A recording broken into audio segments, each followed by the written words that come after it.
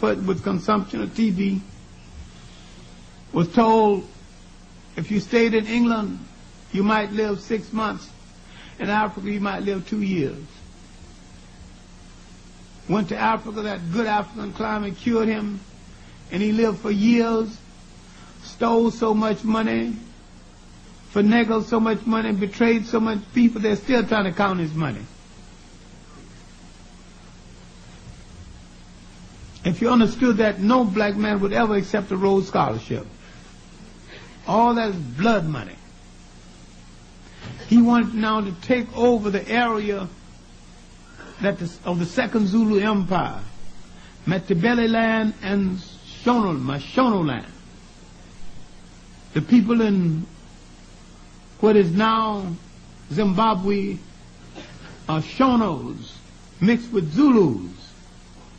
Remember the 15,000 Zulus who went there, mostly without wives? They married Shona women. So there's no great division between them. They're all relatives. But the main thing is that when Cecil Rhodes tried to take over this country, he tried to provoke a fight with Lobengula. Cecil Rhodes wanted to build a communication system from Cape to Cairo, a good idea for Africa's purpose, but he wanted to build it for colonial purpose. He accused one of the vassal states under the Borlong, under the Shona people, accused them of taking wire from the rail, from the communication system, and asked that they be punished. And when they were punished, he asked the British Empire to punish the king because he had punished the people too severely. He faked the war using British freebooters, and all that salary was what they could take from the Africans. When they saw the gold bracelets on the African women, they didn't ask to give them to me. They just cut off the arms and took them.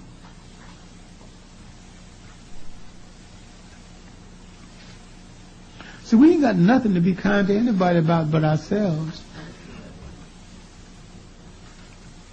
This war led to the exiling of Lobengula. His followers followed him into exile. Finally, he told them to go back and make peace with Cecil Rhodes and save their families. In the beautiful poetry that Africans talk sometimes, he said, "Go sweetly, go in peace. There's nothing else I can do for you."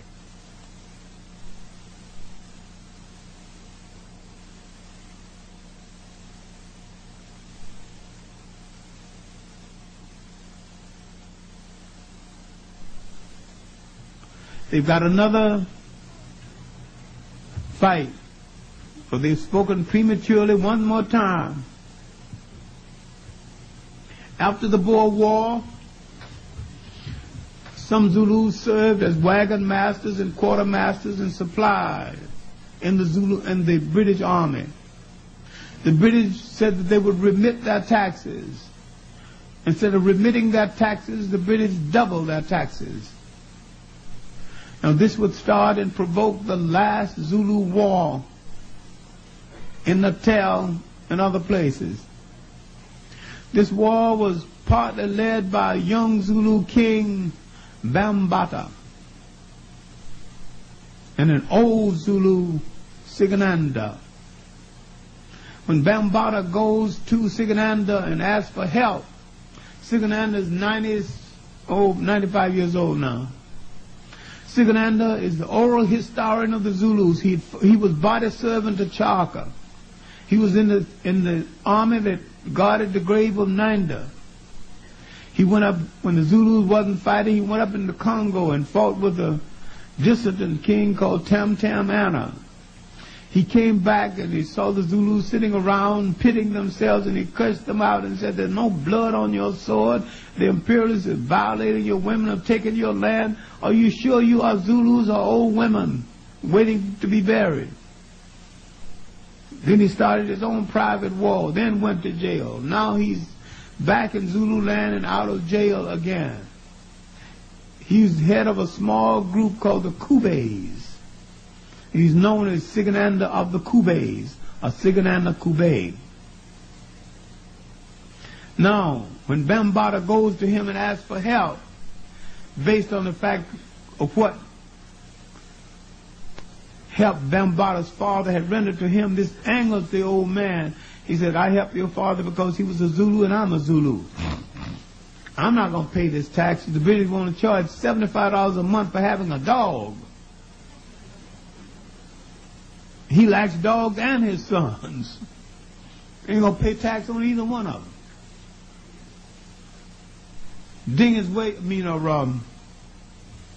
Bambaataa was called a horse thief because every time he wanted a horse, he'd take a horse from the British.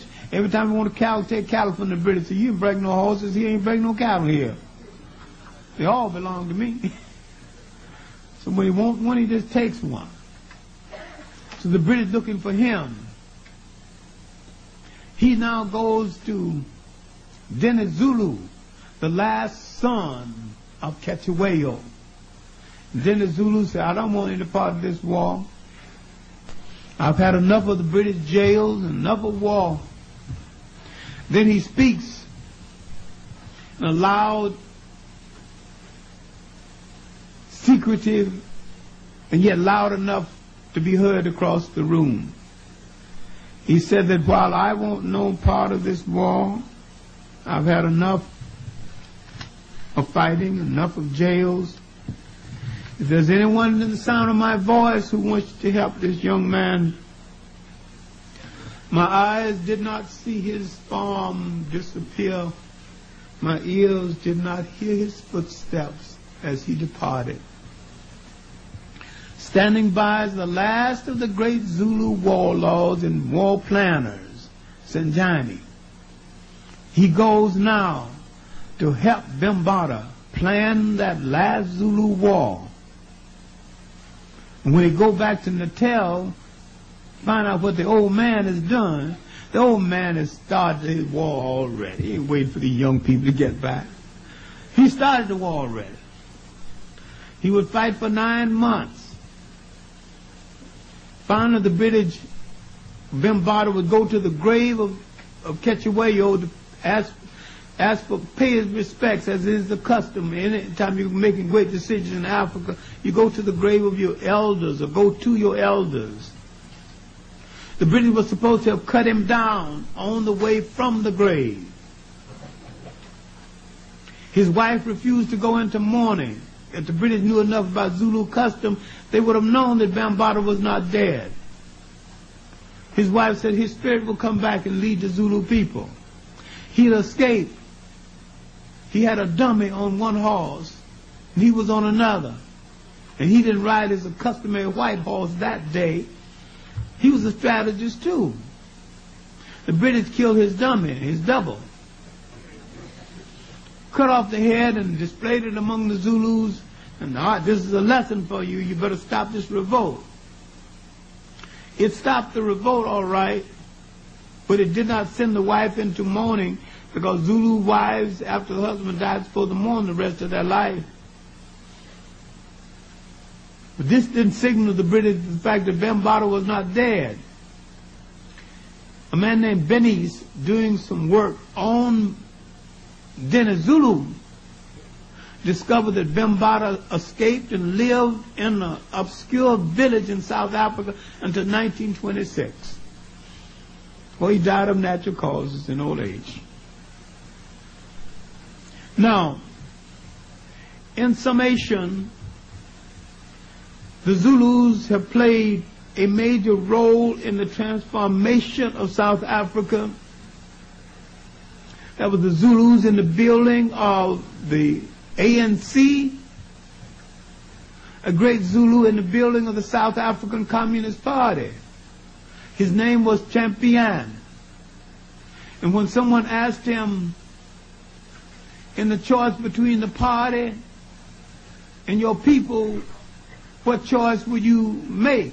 He said, I will choose my people every time. And when the party asked propagated the concept of separate states. The whole homeland concept is now practiced in South Africa, was taken originally from a plan laid out by the South African Communist Party.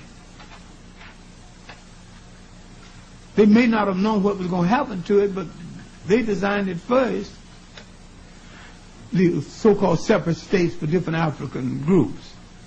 When they asked Champion about separate states in South Africa for different groups, he said, of course, all of it belongs to we Zulus, so I'll take it all. The party expelled him for being nationalist. And he did not. And when the white head of the party, A.E. Bunting, went to Russia with a delegate